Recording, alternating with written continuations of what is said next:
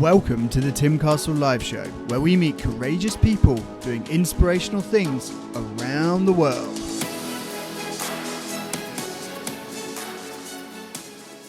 On the show today, I have Ali Dewji, and he is an amazing man. Not only because he's set up a business to concentrate on helping people deal with alcohol and to become more high-performance males, but because he's so transparent, he's gone through it and he's sharing his story. And on this episode, he goes in deep. And what I love about this man is that he bears his heart on his sleeve, and he shares it all with you, right as it is. And so we talk through about the difference between therapy and AA, different modalities that he tried to overcome his addiction.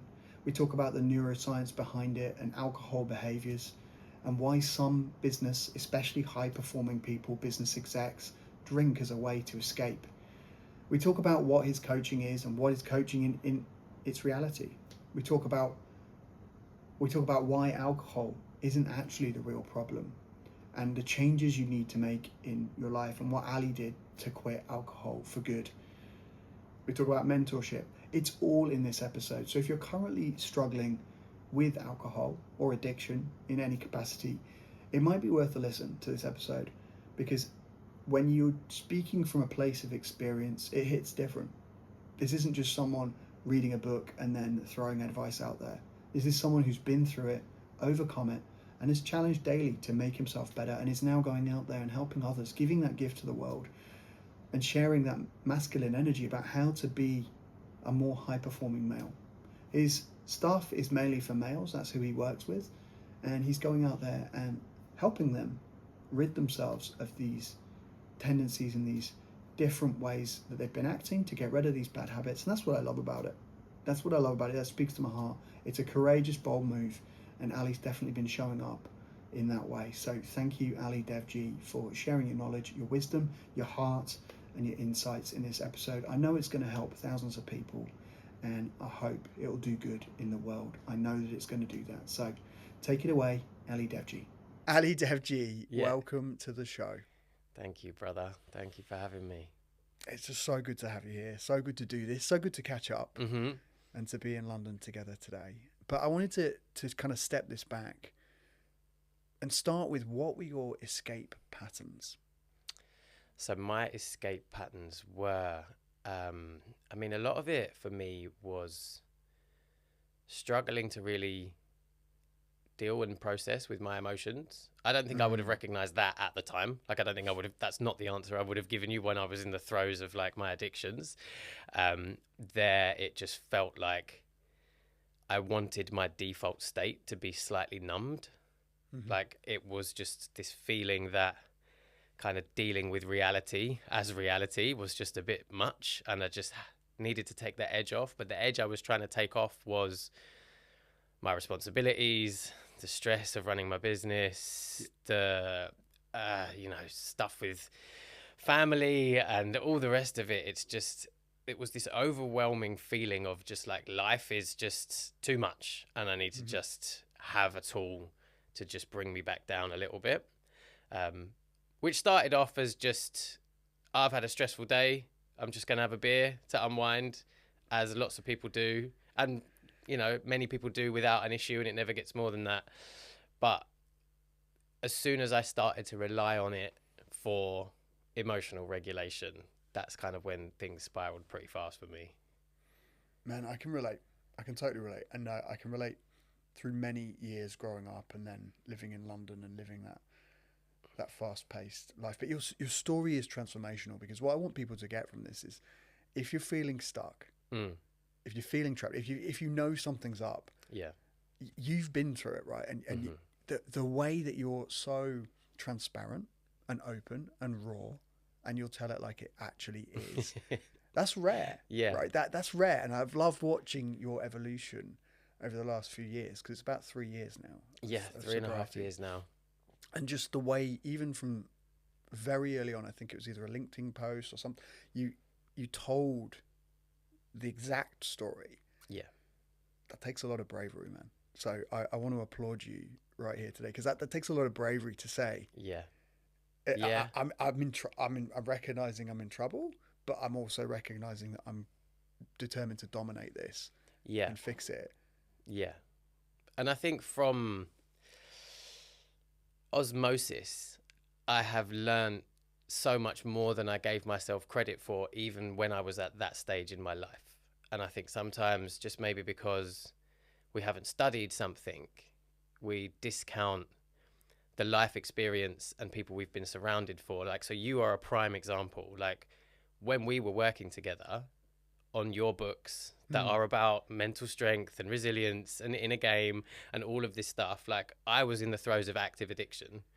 I was probably drunk on some of the Zoom calls that we had, and I was helping you create this book that was full of all of this information. And I think this is really, really relevant to today, where we are thrown so much of this sort of mental masturbation of dopamine rich personal development content.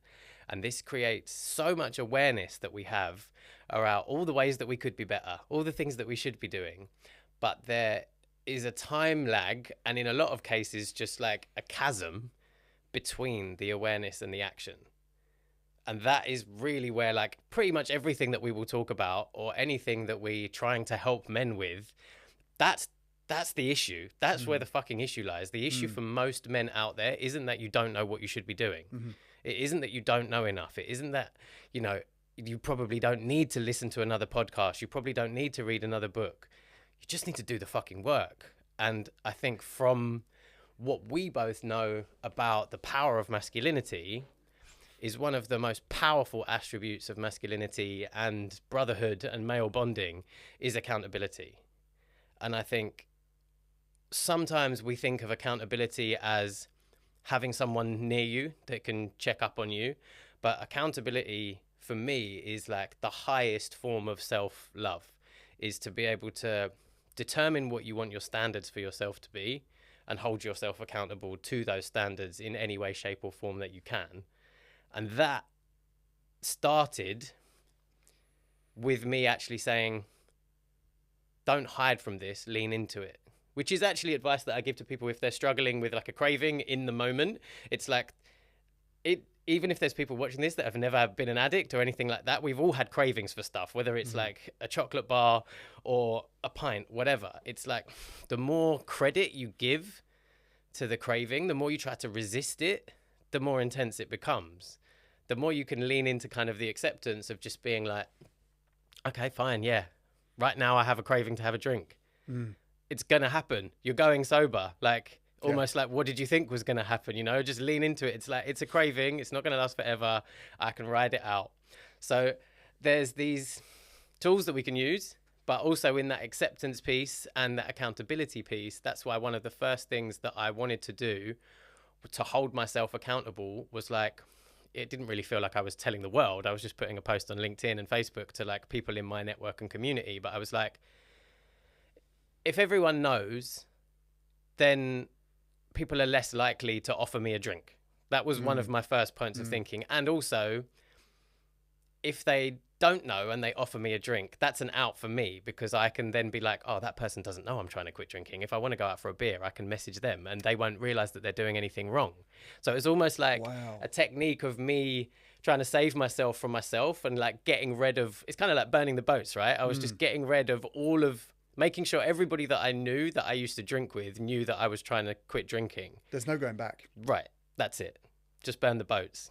Go in 1,000,000%. And I think that's important because, again, dude, I relate to this so much. And obviously when we were writing the book together, we should have just had a chat because would have been easier. Writing that book as well was it came from experience. It's not because, and there's parts in that I talk about. Yeah, I've been there. You go out, you burning your life down and you're just like, how have I done this again? Yeah. But it's so frequent. And then you realize that is your life and the damage it does to you inside, because you're not loving yourself, but then you're also not taking ownership of, okay, I've got a problem. Yeah. Like, I've got a problem with that. And I'm okay with having that, of being that person, that identity of saying, that's me. And like you said, with the resistance, when you lean into it, it makes it easier rather than trying to fight it and go and hide it and be like, I'm not going to look over there because it's pretty scary, or actually I'm just going to keep numbing. Yeah, and this is the thing, like that. It's particularly as men, like there's this thing around drinking that it's like quite a macho, masculine thing to do. Like how much can you handle your drink and all the rest of it, and that by somehow, this is just such an inner dialogue we have. Like every man thinks to himself, like that admitting I have a problem with alcohol would be seen as a weakness. But at the same breath, most men would look at men that they know that have quit drinking and be impressed by it. So it's like this crazy internal double standard that we hold, that we think if it's me that gets sober, people will see it's weak. But when I look outwards at people who've had the vulnerability and the emotional awareness to say, I've got an issue with this and I'm stepping away from it, don't offer me a drink. You're like, fair play. And it's sometimes like, it's just this inner, it's like what sometimes when you say it out loud, you realize how ridiculous that is. Because I don't know anyone that I've coached or that I know that is sober who has had much backlash. They would all say to you that they've had more positive comments from people that they've had conversations with it about than people who've had negative things to say. And generally the people who have negative things to say are the people that are still stuck in those patterns, that are just a bit pissed off that they've lost a drinking buddy. And I think that's a really important distinction, because there are people that are stuck with those environments, and that if that's the case, I'd say you've got to get out of the environment as well as taking full ownership and putting it out there. So, yeah, there's only really like two ways to change at like the simplest possible thing. It's like you either have to change your environment or you have to change your mindset about your environment. Like those are the only two options that we really have. If you've got that environment that keeps calling you back and they're not doing you any favors because they're like not accepting your, hey, I'm stepping away from, I'm going to go better myself for me. Not, it doesn't mean anything about you guys, because that's also the thing, is where, what does it say about their other people who are doing it if you're like not drinking and they think that you're better than them? Yeah. And it's like, that's genuinely not a thought process. No, I just think I'm better than me. I don't want to be this for me. Yeah. I'm better than I don't think I'm better than you. I just think I'm better than I am when I used to drink. Like, and I think that's a fair assumption, right? You know, better things happen for me since I stopped drinking. And it's that compounding of momentum that it's like, I just know I'm better. Well, I don't demonize alcohol, like in none of my content. I'm not like the sobriety guy that's going to bang on about like what it does to your liver or like all of this, or like be annoyed at supermarkets for selling cut price alcohol. Like it's nothing to do with that. It's like, for most people, they can have a few drinks and be absolutely fine. Like, but there are a percentage of people who it does something to them that they don't really like. And if they could move past that, they kind of know that their life would be better, but they just feel kind of stuck by its allure, and it keeps pulling them back into that cycle. And I think lots of people that like don't have a drinking problem can relate to that as well. It's like, it's less to do with the alcohol and the feeling of being drunk. And what actually happens is it's more in the hangover and the process where we go from being drunk into being hungover, where the shift in our emotions basically slides down this scale from when we were inebriated. We're up in these very, very high vibrating emotions of like, you know, joy, acceptance, like love, like everything's great. And then it's almost like as soon as you stop having that last drink, it's like, it's not like a slide that you go down like fast. It's just like very, very gradual. You come down this sliding scale of emotions right back down to the lowest vibrating emotions in the world, which are guilt and shame. Like, and that's really where the issues for men lie. I say it's actually not that much to do with the drinking of the alcohol. It's to do with how often you're finding yourself in a default state where your emotions are governed by guilt and shame. That's the real issue, because men can't be at their best when they keep being dragged into guilt and shame. Like, we need to rise above that to be able to give our gifts to the world. And when we're feeling guilt and shame, we're very, very, very low on self-esteem. That's mad. And it's true, because if you're in that state of shame, and that's your common language, that's your normalized state, you find anything to get back to that, to feel normal. And so that's why it's happening on a daily basis. So let's dive into it. Let's go, like, how bad did things get? Like, how did it start? What did you normalize? Where were you? What was your life like? So I would say it was probably about I mean, it got bad, like I say, about a year before lockdown, but kind of going back to youth, I think for me, alcohol had always been a part of my personality. And that is a story that I told myself as soon as I was of a drinking age. And there's parts of this story that I've unpacked since with, therapists and coaches, but I'm mixed raced. And from Croydon in South London, which is a very multicultural, culturally diverse place. So like, it's cool to be mixed race, like it's not an issue. But I'm also from a place where like there are very clearly defined social groups based on race. It's not a racist place, but it's just like at my school, like the black kids would hang out, the Asian kids would hang out, the Chinese kids would hang out, the Jews would hang out. Like they would still obviously integrate, but they'd all have their cliques. And being mixed race, I kind of had this like sort of social butterfly kind of effect where I could dip in and out. But I also really struggled to find my own group. Which then led me to kind of be class clown, people pleaser, wanting to make people laugh. And that was preteen. And then alcohol comes into the mix. And now I'm this kind of big energy, extrovert, funny guy, social guy, life of the party, the person that everybody wants at the top of the invite list if they're having something. And then that becomes a personality that I feel like I have to keep perpetuating. So then being the fun party guy, drunk guy who always wants to be the first to get the cocaine in, like that guy, that becomes my personality. And I constantly feel like I'm acting to be that character. And every time I'm spending more of my energy acting to become that character, I'm losing more and more of my authentic self. And was that to be around other men? Was it to mixed or what? Both. Was there Yeah, anything both. There was definitely like, I wasn't the most sporty kid at school, so there was definitely trying to like mix in with the rugby crowd and the guys that were more sporty, and definitely used that energy to make sure that I was included in things, and definitely with the other sex as well. Being a loud, proud, kind of big character, and having that kind of false self-confidence that comes with it as well. So it had been there since youth, and then like just as I got older, because it had been there so much, it was just the easy and obvious thing to lean on when anything was tough or I was experiencing any unwanted emotion. I just had such a forced association between wanting to feel good and alcohol, like fun and alcohol. Any kind of, you could have a long list of positive emotions. I would associate them all with alcohol, being drunk or being high. It was almost like an instant thing. And that's been a big unlearning for me. Like, straight away, it's like how, like, even when I didn't want to drink, I was like, how do people celebrate without getting drunk? Like, do people go to weddings and not drink? Like, all of these little questions. Possible? I was like, what do people do? Like, do you just stand there and watch? Like, it was a real experience of like learning how to become a human being again. Right.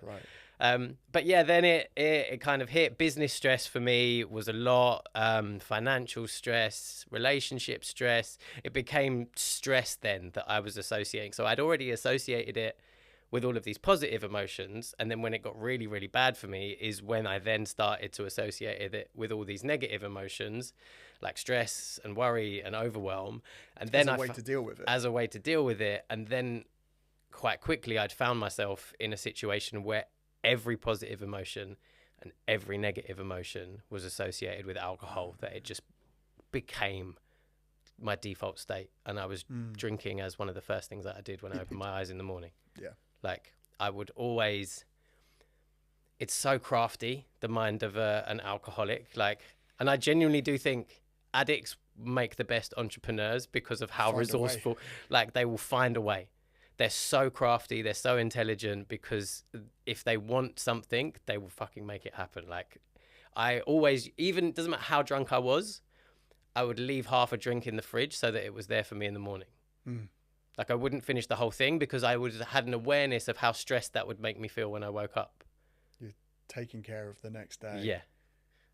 Of your And that is often addiction. Kind of what they say about any addict, whether it's like, whether it's a junkie on the street or like a high performing, it's like you're at your happiest when you're under the influence, you have the means or money to get the next hit, and you know where the next hit is coming from. Like that's the holy trinity. It's like, I'm fucked. I know where I'm getting my next hit from, and I have the money to get it, and I know where I'm getting it from, and I know when it's coming. So like right now, I'm sweet.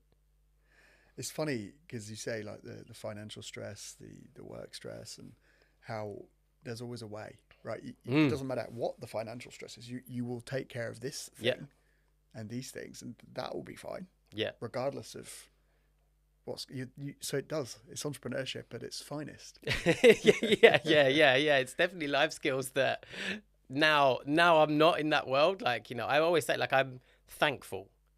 I have so much gratitude for what I've been through, because what it's taught me about myself. And I do feel there might be men listening to this that resonate with this. I think for men particularly, unfortunately, whether it's with their health or with their fitness or with their business, like men are really, really good at letting things get as bad as they possibly can before they do anything about it.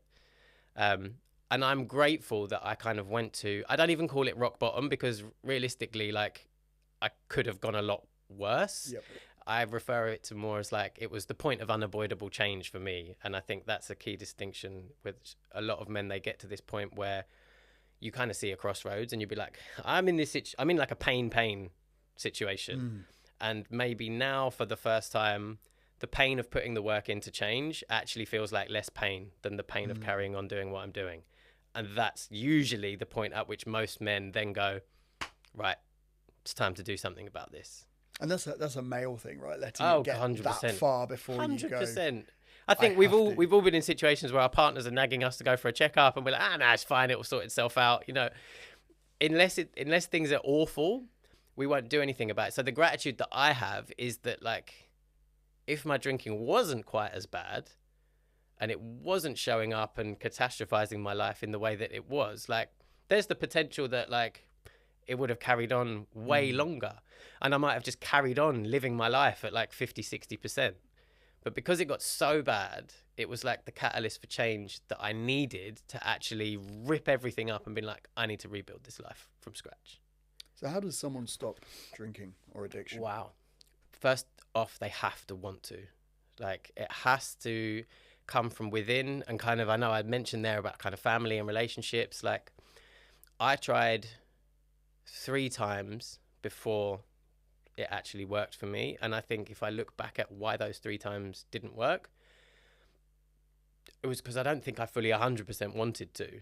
I knew I needed to. There's definitely a difference there. Like, I knew it was something that I needed to do, but there was a bit of me that just wasn't ready to let go of it.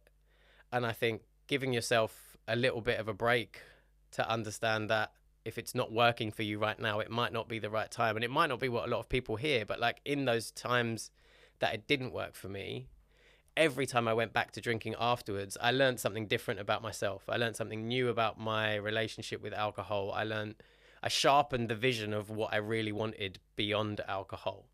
So I think the first thing is really having an honest conversation with yourself about how much you want it. And just because you need to do it doesn't mean you want to do it. Like, and trying to get those things on the same page. I also feel like, just from my experience as well, like making sure that you don't maybe have to broadcast it to the world like I did on Facebook or Instagram or anything like that, but at least tell some people that are in your inner circle, like some of the people that are really important to you. It doesn't have to be all of them either, but just having someone that knows what you're trying to do. And I think in this day and age, like just quitting drinking is actually fairly acceptable. People don't automatically think that you were an alcoholic or you had a problem. Like, you know, especially with, I think 1 in 3 men tried to do dry Jan in the UK this year. Like it's that kind of acceptable to say, I'm going to give this sobriety thing a go. Like, and especially as men, like you could be, oh yeah, I'm going on my winter arc. I'm just going to smash the gym, quit drinking, lock in. Like you don't have to kind of own it as like, I've got this deep, dark issue. So create a story for yourself about why you want to do it. Believe that story. Find some people that you think are going to kind of be receptive to it as well, that you can lean on. And then just like absorb all the tools that you can, and kind of almost understand that as men, we have this default state that we actually just think we can do everything. Like, you know, We just think, yeah, I'll just put my mind to it and it'll be fine. But like, this is like programming in your brain of like, with the men that I'm working with, like 20 plus years of programming. If you just go down the willpower route, you're going to make things 10 times harder for yourself. There are some very simple science-backed things that you can learn and that you can use to just try and move away from willpower, because willpower is held in our conscious brain. Willpower is something that we constantly have to think about. You know, I can resist, like, but it's every time I see it, I need to constantly have this strength and willpower and awareness to resist. Whereas most of our brain's functions happen in the subconscious. And that's where we really want to move. And this is the kind of the methods that I teach around how we move from conscious sobriety, which is what anyone can use to get through dry January for 30 days. You don't need tools, techniques, or to rewire your brain to abstain for 30 days, which is why a lot of people can do it. But there's a real difference from moving from 30 days to 90 days, which is where you have to move these automatic behaviors from your conscious into your subconscious so that they become embedded into your identity rather than a daily conscious choice, which is you hear a lot in the world of sobriety and recovery, like one day at a time. And I really don't subscribe to that. Like, that to me sounds exhausting to have to wake up every day and do it all over again. I personally believe that there are much easier ways on the nervous system to do it than that. That's super important. That's incredible. Yeah. In the AA and the world of AA, like the idea that you're this close to it happening again, and that you haven't made any sort of, you're constantly in that feedback loop of, well, this could happen again, and you get that. But in your theory, in your way of doing it, you're building a whole new structure to say, I'm going to enable you to go to a wedding and to know what to do, to go to Ibiza and to go for a run and feel nothing, and to be able to cope with the fact that there's clubs over there and not feel like FOMO and be like, but actually go to the club and enjoy it and have a better time than you would than if you're off your face. Absolutely. And that's the difference of just knowing who you should be around. So how important is the brotherhood and having the right people in your camp? Wow. Like, I think that was one of the unexpected parts of my journey, was really discovering the importance of brotherhood and male bonding, and moving that away from the environment in which I'd always known it, which was pubs, bars, clubs. Like, and it was still there, and a lot of those elements that like were so good about those things, now I look back, is like 90% of that was just hanging out with the boys. Right. Like, it's just as good now, like when you're sober, when you're hanging out with a bunch of sober dudes that's like adventure and fitness and like hiking and all this stuff, and you can have these deep conversations. You still feel like you're getting the same stuff from it. But I just think, I don't know how, when, or where this idea in masculinity of being like a lone wolf came from. Like, men are so much stronger as a pack animal.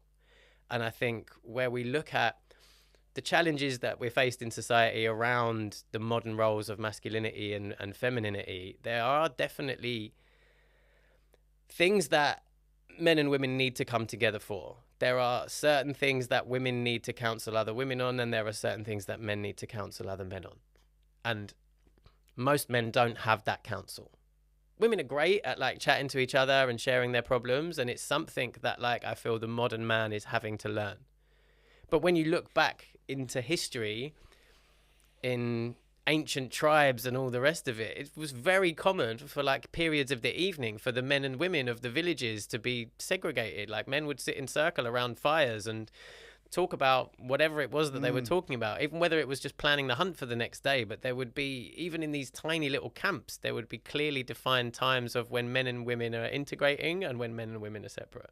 And we don't really have as much of that in modern society.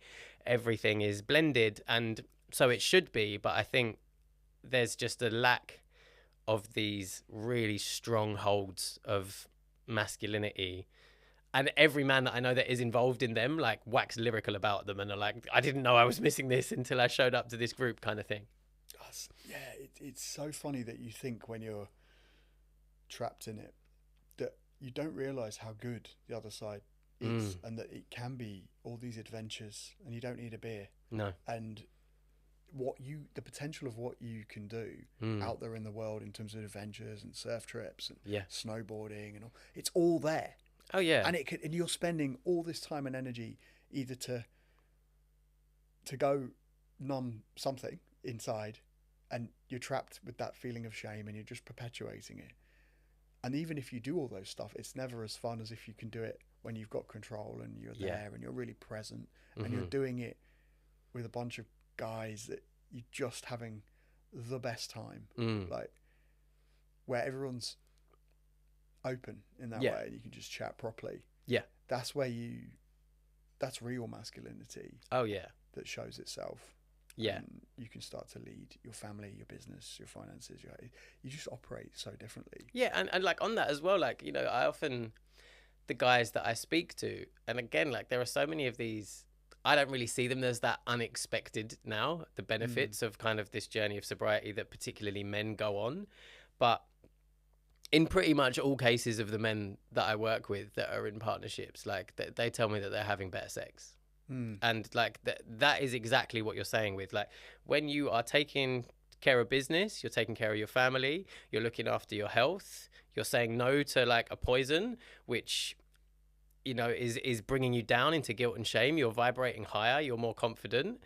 Like, not to be crude, but that's the sort of shit that will get your missus wet. Like, they will see a different version of you, and then the knock-on effects of that into the relationship and the intimacy, because you've maybe become merged into this middle ground of masculine and feminine roles within the household, and sobriety gives you this ability to access true masculinity, where you can polarize those roles a little bit more, and she can drop into her feminine and you can lead from like a more masculine place. And then the dynamic of that in that relationship just creates more magic. That's it. Right. Yeah, exactly. And you're fully present. You're there. It's game on. Yeah. And I love this quote you say, like, life is a game. You get to choose the character. And I've seen on a lot of posts, like, you do see it as a game. Oh, 100%. And that's an awesome way to it's kind of more playful. Even though, like, there are serious levels to the game, but it's just like, there are just levels to this game. And it's like, every new level has a new devil. It has a new final boss. Like, it's like those old platform games like Sonic, and like, you know, it's you complete this challenge. Great. Now you go to a new level where there's a bigger challenge and a bigger final boss to overcome. It's just like, but what you learn in the previous level brings you the strength, the resilience, the tools to be able to up the game, up the stakes. And it's just treating it like a game and understanding, you know, almost like laughing in the face of some of these challenges that come in, which I know is something that kind of you talk about. And you're like, yeah, cool. Obviously, I'm being given this massive challenge because the universe thinks I'm the kind of person that can conquer it. Or like, this stuff would happen to me because this is what happens at this level, rather than dropping into that victim mindset of like, why is it so hard? Like, why is, you know, and that kind of goes back to this beginning out in the journey of sobriety. Just accept that it's got a hard thing to do. Don't expect it to be easy. And when it's not, you're not going to be like, oh my God, this was harder than I thought it's going to be. Like, you might even be in the situation where like, actually, like, I'd built this up to be so hard that it's actually not as bad as I thought it was going to be. Oh man, I just want to honor you, brother, man. Like, you're helping so many people, and right now, just when you're in your flow, you're in your jam. It's Thank you. It's just, if someone is listening to this right now, and this is touching your heart, and you know that this might be for you, like, you have a program, people can reach out to you. I'm sure you're very open to it. Like, that's all there for people to take advantage. What step should they do, just if they were to put something into practice today? So if today was like day zero, if this hit home and they were like, actually, this conversation, they're laughing along, they understand, but they're like, that's me. I think so that there's a few things at play. Like, really, first, identify your own bullshit. Like, I think this is a key one specifically for man, and like, you know, a lot of these tools that I use within my program, because it is for men, like, they are particularly direct and they work for men and on the masculine. Like, men are great at bullshitting.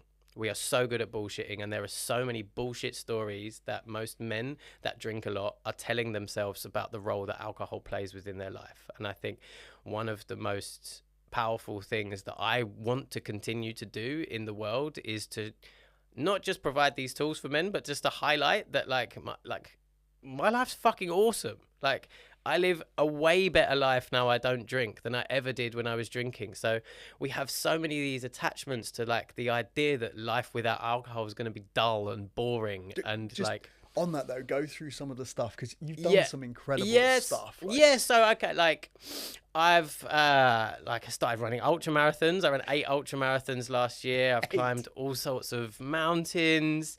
I've been on silent meditation retreats where I wasn't allowed to like talk or write anything down or have any eye contact with anyone for 10 days. I randomly learned how to become a yoga teacher. Like, that was just not something that was in the plan, but like I've just got into this flow where I've just been saying yes to life, and it's just been so unexpected. Like, I've moved country. Like, I have property in the UK and in Bali, and they're just all of these sorts of things that like my drinking brain that was really short-termist in its thinking wouldn't even have been open to accept. So I think coming back to those tools and things that people can do is there's kind of 3 phases to this. And it's almost like the first phase is accepting where you are right now today, and actually maybe cutting the bullshit about some of the stories that you tell yourself, but also about how you're normalizing or like playing down the actual amount that you are drinking and the actual impact that it's having. So starting from acceptance in this present moment of like, okay, maybe it's got a little bit of a hold on me. Probably not an addict, but like it is causing this problem, this problem, this problem, this problem, this problem, this problem, and being really honest with yourself about what it's causing. And then jump forward and be like, okay, if I was to play this tape forward 6 months, a year, what would I want my life without alcohol to look like? So instead of buying into that story that like, oh, being sober is going to be boring. No, it isn't. If we take for granted that being sober is just going to be the best thing that you ever do in your life, fast forward 6 months, what does the best life you could create in 6 months without alcohol actually look like? And then you have this like time lap where you just need to bend reality for 6 months, right? You're like, okay, I'm accepting this is where I am, and I know this is where I want to be. There's a gap. There is work to do, and that work will be different for every man. But it's like, once I know what that work is, there are people out there, or even just stuff that you can do yourself. Create that plan, build those habits, start edging towards that future reality that you have so that you can start to manifest it into your 3D. What are some of the weekly rituals that you have that looks like? So for me, I actually I think the most important one that I do as like a daily or weekly ritual is I spend time in this future world. Like I spend time entertaining the possibilities of where my higher self can take me, whether that is through looking at my vision board, whether that is through meditation, whether that is through going for a run and just visualizing things, or thinking, a run without any music, no podcasts on the run, just listening to the sound of my breath and my feet hitting the ground and actually tuning into what I actually feel like I'm running towards, as opposed to what I feel like I'm running away from. Like, so there's different levels to like going for a run. Sometimes you just want to go out and hit a PB, but sometimes you can use it as this deep meditative practice, right? And then I also I've brought in some more somatic practices, definitely around like feelings and emotions, and instead of trying to keep them stuck in the head, bringing them into the body through different types of awareness and movement. So ancient practices like qigong that sort of samurai warriors and stuff have been using for centuries, and actually isolating certain emotions. So instead of me feeling like, oh my god, I'm anxious, be like, am I, or is my heart rate just a bit higher? Am I just feeling a bit of warmth or tightness in my chest? And just really trying to investigate something that is just physically happening and detaching that from any meaning to what that emotion might stand for. So that you have these little tools and practices that, especially as someone who just so closely linked emotion to alcohol, it's like having to break that down and being like, okay, like I accept that I'm having a craving right now, but like that craving doesn't actually mean that I have to do the thing. It's like, every time you feel hungry, it doesn't mean you have to eat. It's right. It's, if we ate every time we felt hungry, I think everybody would just be massively overweight. Like we know that it's not true. Like, I've done some fasting as well. I've gone 5 days without eating. So it's like, I know that the human body is fine without food, but that doesn't stop me wanting to open the fridge every time I walk past it. So it's like an awareness, building more tools into your arsenal of just like awarenesses that like your mind is always trying to trip you up, and just hearing it but not listening to it is one of the biggest keys that I could give anybody, whether that is meditation or whether that's just a bit more presence. But just, yeah, hear your thoughts but don't listen to them all. That's mad. Hear your thoughts, but don't listen to it. Yeah, not everything you think is true. Right, most of it isn't. Okay, so this has been so great, just getting the lay of the land and hearing about your journey. I knew this was going to be good. I knew it was going to help people. But by gum, your life right now, I mean, properties in UK, Bali, like you've got everything going on, and it does sound awesome. Mm-hmm. But you've specifically focused in on one category of men to help, and that's the high achiever. Yeah. Why did you do that rather than focusing on all men, right? Because there's why the high achiever, and what really shows up for them? Like, why go there? Because they're so close. They're so close. They have all of the tools to really step into this highest level of their potential. But every time we go through these new levels that I explained before, we're confronted by crippling imposter syndrome.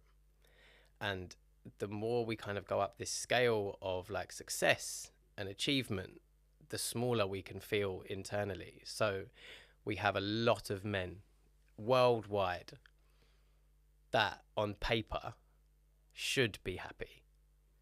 Like on paper, they have the house, they've got the kids are in a good school, they got the car, they've got the job, and they feel like shit. They just struggle day in, day out. And the thing that they struggle with is in part that it's like, I've got all the stuff.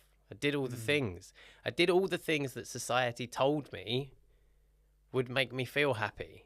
And I don't. What the fuck? Mm-hmm. And they don't know how to make that better. So they come into this sort of default level of acceptance that like, oh, this is just what it is to be a man. Like, you just have to go out there and achieve stuff and provide, and, you know, you will feel miserable in doing that. That's just part of the game. And the reason why they're so close is because the levels that they've had to go through to get the woman, to get the financial success, to climb the career ladder, they're so transferable in like how we can just slightly make these shifts. And it's these men that when they get there and they step into that actual true power of their masculinity, these men have the ability to change the fucking world. And that is my honest belief. And that's not to say that there are men that aren't high achievers that can't go on to change the world, but it's just like there's a lot of work to do there. It's just like with these men, and I can relate more to these men because like those are the shoes that I was in. So just from a personal point of view, I thought if I'm going to make this my work and my world and my business, I want to be as genuine and open and honest as I can. And don't get me wrong, some of the tools that I teach, like they could be used by a single mum that drinks a bottle of wine a night because her kids are stressing her out. They absolutely could. But the context and the community that I'm trying to build around the work that I'm doing is so much stronger for these men when they're surrounded by men that are relatable to them, that have common quests, that really want the same things out of life. And that was my experience with, like, I will never sit here and bash AA, but my experience with AA was like, I went into a room and it's like, the only thing we had in common was that we didn't want to drink. Other than that, right. I didn't look at anybody in that room. And this might sound like I'm being a bit of a dick, but I didn't look around that room and I didn't see anyone there that inspired me. There wasn't an aspiration. There wasn't anybody there that I thought, you know, and there were people there that were like 4 years sober, 3 years sober, 10 years sober. And I was like, but I don't want your life. Mm-hmm. I don't aspire to be like you. I mean, I want to be 10 years sober, but other than that, there was almost this like, is that all you've done in 10 years of sobriety? Like, surely there's a way to see this as like, to them, it's almost like sobriety was the end game. To me, I see sobriety as a door that you open to the beginning of like what's possible. And I think that's probably the key distinction that like these men that I work with understand. And that's what they want from sobriety. They don't just see it as like, I just want to quit drinking but keep everything else the same. They're like, no, I want to smash through that door of sobriety and access the full potential of my highest self. And that's why I've kind of dialed in on those kinds of men. They can change the world. They can change the fucking world, yeah. That's awesome. So who is it specifically then? Like what kind of, what is the man? And like who, what age? So the men that I work with, they're generally, it's over 35s. They don't have to be married with kids, but it's just the way that it's happened, because that brings with it kind of levels of responsibility and pressure. High earners, because not just because of a financial thing, but just usually, again, because of the pressures and the responsibility that come with a certain salary bracket. Like when you're kind of going north of six figures, you're in a position where people want stuff from you. And I think this is that thing. You're in a position where like your kids want something from you, the missus wants something from you, people that work underneath you want something from you, people that work above you like want something from you, and you just feel like there's a lot of energy of yours that is just being sucked from you in 25 different directions, and your capacity for self-love and self-care is right at the bottom of that pile. It's men that find themselves relating to that, less so than like, oh, it's this job description, or like they have to live in this place. It's like, if that resonates with any man that's listening and you're finding yourself drinking more than you would like to, you are the prime candidate for our program. Yeah, right. It's that everywhere you look, someone wants something from you. Yeah. And you need to give it, and it's that energy output and the pressure, and it's just like you wake up and it's on. Yeah. So the game, and like you said, the game that you're in doesn't give you the emotions that you thought it was going to give, even though you've ticked the boxes. Yeah. So what are the options that you have for people? How do you work with people? Like what's available? So the main thing that we do is we run a 90-day program, it has 9 mini systems that we help men install into their lives. So instead of it just being like, oh, think about things differently, like, no, we have a structure, we have a system. And this is from my background in business, right? Everything has a SOP, everything needs to be plugged in, everything needs to have like the right training manual and the right integration. And I know you've just been doing sales training, and SOPs is your world. So it's like most of the men that I work with, like, we have to create things tangibly. We can't just sit here and have these like esoteric conversations, right? It's like, no, this is what it is. This is the science behind it. This is how we plug this into your life. And then this is how we support and hold you accountable through that. So we install these 9 mini systems over a 90-day program, whilst providing kind of live group coaching calls within that community, meeting other men who are kind of going through the same thing. And you can dive as much or as little into that community side as you need to. That's not an expectation of the program. The program can be a very personal journey, or it can be a very inclusive journey. So that's kind of the main bulk of the work. And then aside from that, I do work with a handful of like high achievers on a one-to-one basis. And that's really for men that like want to go fully in and commit to a transformation. So when I work with a man one-on-one, it's a minimum commitment of 12 months, because it has to be. It has to be for us to kind of peel back the layers of that onion to find out what's really going on, and then rebuild it from the core. So there's that option to work with me one-on-one. And this year, as I say, I'm between London and Bali, so we're going to start running some men's retreats this year as well, so we can get guys together. And they're not going to be like rehab-y. It's going to be more like the sober boys adventure trip, where we're just like being big kids and climbing mountains and going out in the jungle and just doing cool shit. That sounds amazing. That sounds right up my alley. Yeah. Oh, that's awesome. I might go into some quick fire questions now. Yeah, sure, let's do it. Does therapy work? Absolutely. It has a time and a place. And something that I've always said on this was recently on the Diary of a CEO podcast. He had the author of Dopamine Nation on, and she offers therapeutic coaching for addicts. And she knows so much about dopamine and neuroscience. Literally wrote the world's best-selling book on it. And she said in that podcast that the danger with therapy in recovery is starting it too soon. Because if we think about change as having a timeline, the nature of therapy is to look backwards. The nature of coaching is to be forward focused. And therapy is hard. I don't know if you've ever done any therapy. It's no joke. It's not fun. You spend an hour sitting with someone who tears apart your world, and then you're kind of left to your own devices quite often for like a week until you see them again. And quite often the days afterwards, like, you are completely off your game. And that's when, you and I have done therapy from quite a healthy standpoint. If you are in the throes of struggling with giving up a substance that you've relied on for a long time, and you throw that in the mix, even if it doesn't make you want to drink, you will probably feel very low, very depressed. And it could take you, instead of 1 or 2 days, to kind of bounce back to your default state, which your default state is fairly low anyway. It might take you 3 or 4, 5 days, and then you maybe got 1 day of feeling okay, and then you've got your therapy session again, and it can just be really, really, really tiresome, exhausting. And I'm speaking about that from personal experience, because and I did a bit of therapy, and I actually thought, I know I need to do this, but not now. Like, now I need to get in the gym. I need to clean my diet up. I need more fresh air. I need to get to bed earlier. I need to do all of these. Like, I need to nail those basics and bring myself to like a decent level to feel strong enough to go back into that world. And again, that was a bit of an ego thing for me to admit in that time. Like, I need to step away from, I know I need therapy, but not right now. So I would say, if you are thinking of seeking help, and I'm not just saying this because I'm a coach, this was my personal experience, as like, I got a coach first, got myself to a good space, built up some momentum and inner strength, and then I went back to look at the therapy after. So why is alcohol not the real problem? I think for most people, alcohol is the solution. It's not the problem. I think the real problems that were existing in their life, alcohol presented itself as the solution to those. It's like, oh, you're not that confident. Here, have this solution.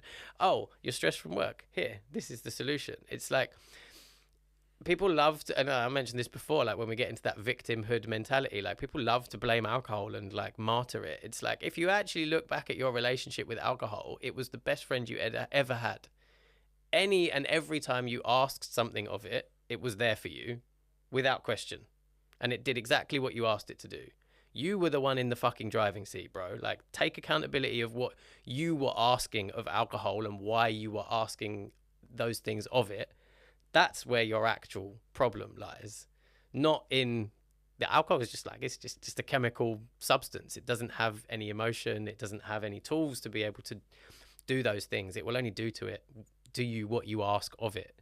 So I think detaching from really seeing alcohol as being the problem, and seeing really the problem was probably 3, 4, 5 steps before you even had that drink in your hand. That's really where we need to start looking at the proper solution, in my eyes, because you see lots of stop drinking programs out there that will just focus on the tips, tricks, and techniques for the symptom, rather than actually, it's much easier if you go into that root cause and find that thing in your subconscious and reprogram that, so that you don't find yourself in that situation where alcohol is really even becoming to play in your life. Man, that's so important, man. The way that you break this down, like, just the authenticity, the genuine nature in which I feel like I would come into your program. Like, if this was here, I'd come in. I'm like, this is so needed. Yeah. So I want to thank you and honor you. I resonate so much with the idea of the biggest thing is just being grateful for being sober and for being able to operate a life and to go to that next level, and what you're doing and sharing your message today. Just thank you. I'm so grateful for you coming on the show, for doing this, for speaking from your heart, and for telling it how it is. Because that's what's going to get men to move. Because, as you say, and hopefully move before it gets super bad, but just knowing that if you are in that place, there's a route through, and that doesn't have to be the end, it's the beginning. Yeah. There is a route through, and it's so common. Like, there'll be, most men listening to this will have resonated with some part of it. And we have this idea that this should be something demonized that we need to work on by ourselves. And that just really isn't the case. Like, I've found that so much in my journey of sobriety, the more that I've been open to it and started to speak about it. Most men, whether they're in addiction, whether they drink casually or whether they don't drink at all, will be like, yeah, I felt like that too. And I think that's probably the most powerful thing I would like men to take from this, is that, like, any of these things that you resonate with, or any of these things that you are deeply battling, there is a way out, there is help, there is support, and that you are 100% not on your own with it. Thank you, my brother. Where can people find you?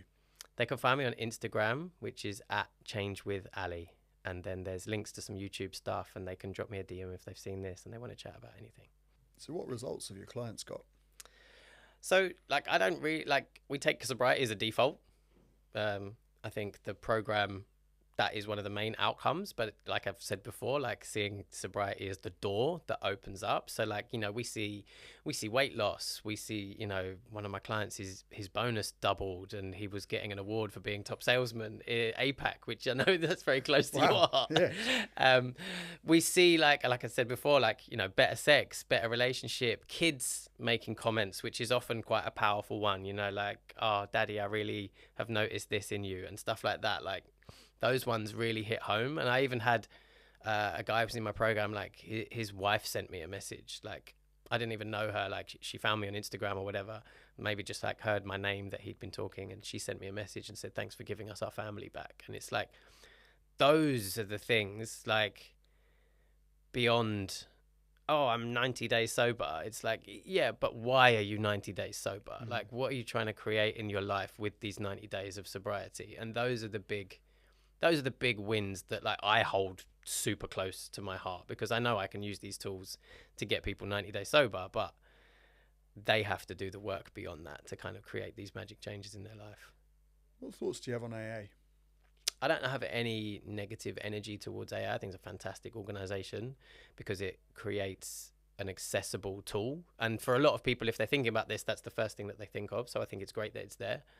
For me, the challenges with AA were, like I've mentioned before, it's kind of, because it's for everybody, sometimes it can be for nobody. And it does have quite a low success rate, but I think that's because of that. I think there's a lot of people like me that go a couple of times and just think this isn't for me, which obviously brings its success rate down. But I think, like we know with any journey of change, if anyone believed AA was the right solution to them and they showed up to the meetings every week for a long, long time, would it work for them? Of course it would. Like, every strategy will work if you follow it to the T. But I just think for high-performing men, the solution that I've created is much more tailored to the demands, pressures, and circumstances of their life, that if you are looking for something that is more relatable to men like you rather than like a generic solution, then what we have is, you know, leaps and bounds ahead of AA. But like, for something that is an easy start and accessible, then yeah, AA is fantastic. I want to spend some time to talk to you about the Highly Skilled Negotiator course that I've done with you in mind. This course will teach you negotiation skills, and that's very much different to going into a negotiation and winging it. When you wing it, you lose out on value. I'm going to teach you how to learn to influence and persuade under any situation, under pressure, high stakes negotiations, and negotiate from a position of strength. You're going to develop negotiation confidence. This is going to be steadfast, and it's going to be with you for a lifetime, so that you can overcome obstacles, disarm objections with style and finesse. I want you to open more doors, turn no into yes, and to build a powerhouse network of long-term relationships to develop that connection so that you become an opportunity magnet. You will learn to develop the mindset of a highly skilled negotiator, the language, the composure, the confidence, and the outcomes of a highly skilled negotiator. You will generate attractive job offers, understand how to negotiate in interviews because you've built that confidence. You will understand the secret to price negotiations, to elevator pitches, to confidence in creativity, to be able to take negotiations to the next level, to be persuasive, especially when public speaking and storytelling, because this is the art of negotiation. It's all about how you connect. It's all about landing and empathy and communication and influence and persuasion. And there is an art and a science to it, but it's very much an art form. This highly skilled negotiator course, you're going to get over 80 lessons of high quality content.